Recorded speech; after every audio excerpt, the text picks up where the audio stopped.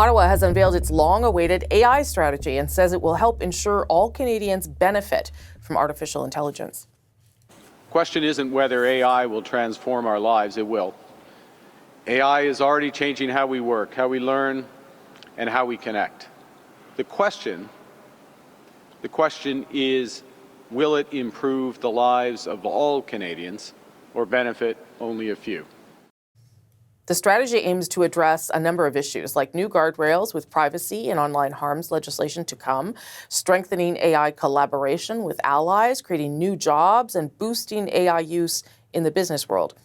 I spoke with Valérie Pisano, the president and CEO of Mila, one of the top AI institutes in the country, about how this strategy will affect Canada's AI industry. Valérie Pisano, thank you so much for joining me. Happy to be here.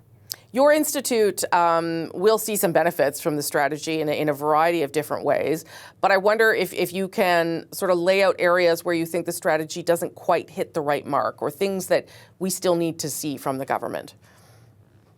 Yeah, let's start by saying that pulling together a national AI strategy, whether you're Canada or any country in the world right now, is a very tricky project because AI touches so many different domains. On a personal note, but also representing the community at Mila, we feel like the Canadian effort really did a good job of balancing the need for adoption with, guardrails and governance, the need for national sovereignty with also the need to collaborate internationally, anchoring all of this in our values, our culture, our language. So will there be more to do? Yeah, AI changes every 90 days or so. So I think we have to see this as a dynamic process. But is this a good, robust, holistic starting point? Absolutely. Okay, and I get that it's a strategy, so not everything is included, but there were a lot of details that I guess are to come. Some of them around what you're talking about, guardrails, security, privacy. The minister is talking about some of that coming in legislation on online harms and consumer privacy. But I wonder whether that was a little bit backwards, whether we should have seen the things the government is doing to regulate AI and protect Canadians but before, or should it have been more fleshed out there? It's hard to say. I don't think legislation really has its place in strategic documents for what it's worth. I think that's kind of a different conversation. Sure. And if you look at what has happened in AI since January, so much has changed. These models have exposed us to different kinds of risks. And so I also think this is further evidence that even if the government had been working on something, it likely had to take a bit of a step back. This has been the challenge, by the way, in the European Union, which has been ahead of everyone in terms of legislation for AI. Every time they thought they had cracked it, they had to go back to the drawing board and essentially ended up with a framework for assessing risk and protecting against those risks more than a very specific, rigid law. And so I think something similar is happening right now in Canada. Okay, so let's talk about how Canada is sort of viewed as a leader because of the things that we have created and founded in this country when it comes to AI. What did you see in that strategy that can help Canada capitalize on that and really tap into that in terms of maintaining our leadership role? Yeah, all the core components are there. So number one, we get very excited when we talk about AI, we talk about models and computers, but really it's a lot about the talent, the know-how. We have the privilege of having invested in talent for the better part of the last decade. And so that's being renewed and reinforced. Yet we know that we've had trouble historically converting the ideas that come out of these labs into new ventures, into new companies, a lot of investment, maybe even a historic investment in creating new ventures, but also making sure that the bulk of our economy, which is small and medium enterprise, have the means and the tools and the training to adopt the technology. So that was really, really important to us. And of course, it talks a lot about sovereignty. Another word would be resiliency. I don't think we're ever going to be fully sovereign on anything that is digital, but are there elements of the AI ecosystem which absolutely should be built by Canadians, owned by Canadians, on Canadian soil? Yes. And so investing more in data and compute, all those kinds of components is really critical. And it seems to us like we're capturing it all. They're not all equal in terms of size of investment, speed of action. Some things we need to move on very, very quickly. Talent and venture creation is one example of that. And others will take a bit more time, but can be really beneficial. For example, international collaborations on AI. The strategy does talk about job creation, 250,000 jobs through AI adoption by 2031, talks about other AI-related jobs and work placement, which all sounds good. But what does it say, or what should it say going forward about potential job losses? Because I think that's the other piece that Canadians are worried about. Great, you're going to create a bunch of jobs for AI, but what about all the things that will be replaced by it?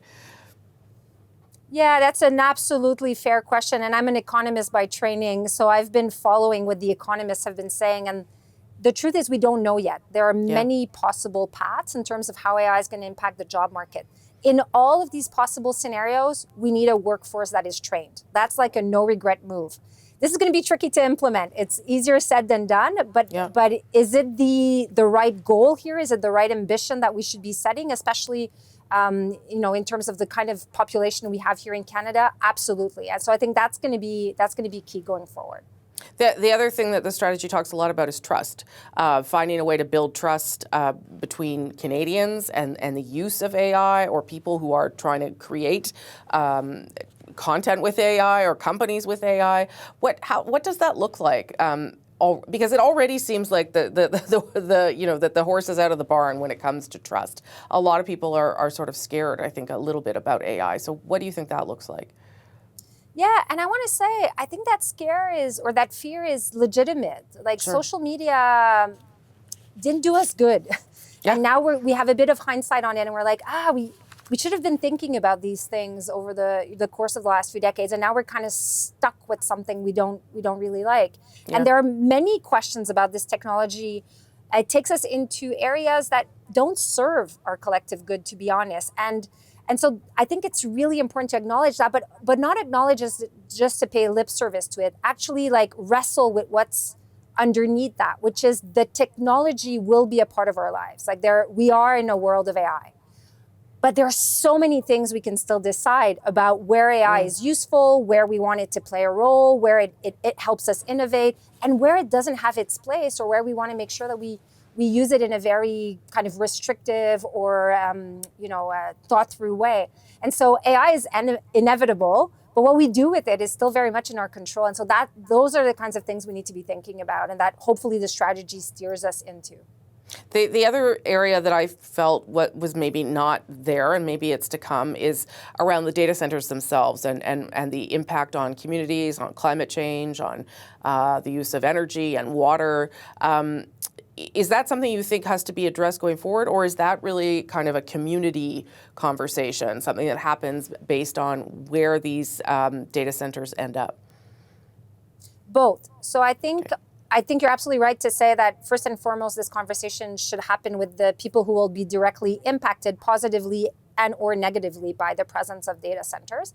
I also think this is a good example of a place where we don't need to potentially be building as much as the Americans, but we need to have some that are our own. I also want to offer, I don't know that in the future we're going to be doing AI compute the way we're doing it today with these football fields of computers. That doesn't seem smart to many of us at Mila. Yeah. And so we also have an opportunity in Canada to think about, okay, what would be the future of compute? What would be a more frugal, a sustainable version of this? Maybe smaller units. Maybe we don't need to drive a Ferrari to go to the convenience store, or whatever the expression we want to use, right? Right. And so, I think that's going to be part of the leadership opportunity for Canada, because we care about these questions. We have to have some of this, but then think about, okay, but in the future, what would be our version, which is likely not the same as the one that's being built today. Okay, Valérie Pisano, thank you. That was all very helpful in understanding what this is all about and what might be next. Appreciate it. Thank you. As Ottawa unveils its AI strategy, the city of Hamilton has canceled plans to develop an AI data center after receiving hundreds of complaints from residents.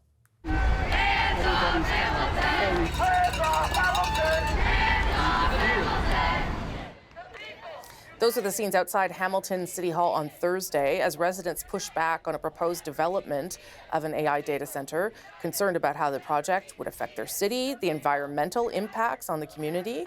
I spoke with a local Hamiltonian about his concerns around the development in his neighborhood. Rollie Pemberton, also known as the rapper Cadence Weapon, joins me now. Nice to see you. Hey, nice to see you as well. So what are your concerns around an AI data center in your neighborhood? What are the things that you're worried about there? Well, I've done a lot of research on the data centers for my book, Ways of Listening, and I learned a lot about the noise pollution, which can be 24/7, and it can create migraines and have all these physiological responses to it. There's the power use, which is massive, the water use, and they have this major drain on the communities that they're built in.